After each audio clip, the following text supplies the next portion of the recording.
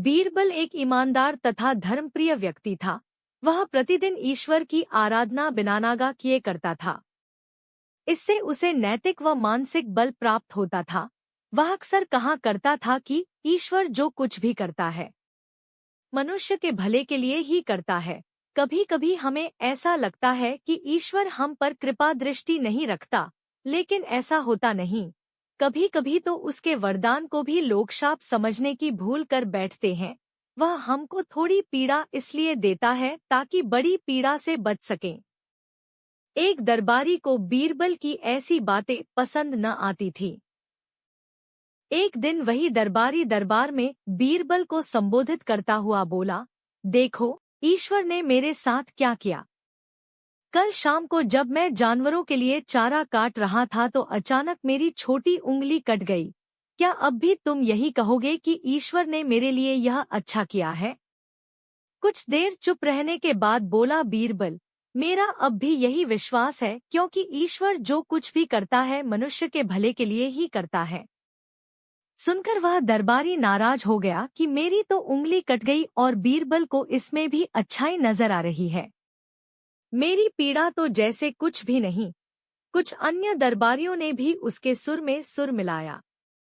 तभी बीच में हस्तक्षेप करते हुए बादशाह अकबर बोले, बीरबल हम भी अल्लाह पर भरोसा रखते हैं, लेकिन यहाँ तुम्हारी बात से सहमत नहीं। इस दरबारी के मामले में ऐसी कोई बात नहीं दिखाई देती जिसके लिए उसकी तारीफ की जाए। बीरबल मुस्कराता हुआ बोला, ठीक है जहां पनाह, समय ही बताएगा। अब 3 महीने बीत चुके थे।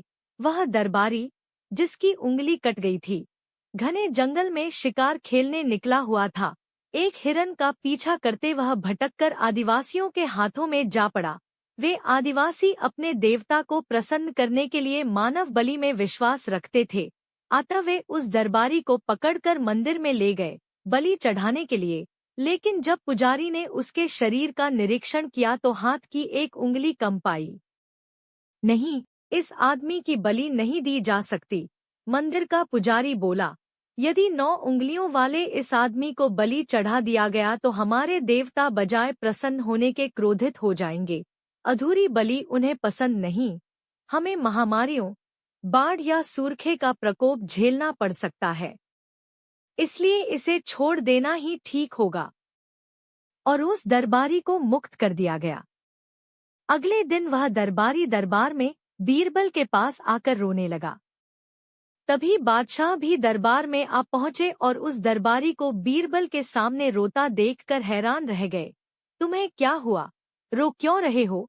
अकबर ने सवाल किया।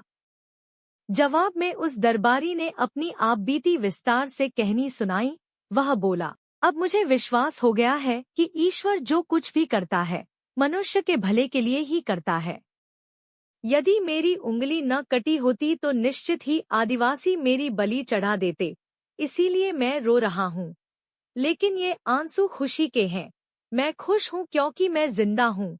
बीरबल के ईश्वर पर विश्वास को संदेह की दृष्टि से देखना मेरी भूल थी। अकबर ने मंद मुस्कराते हुए दरबारियों की ओर देखा जो सिर झुकाए चुपचाप खड़े थे। अकबर को गर्व महसूस था कि बीरबल जैसा बुद्धिमान उसके दरबारियों में एक है।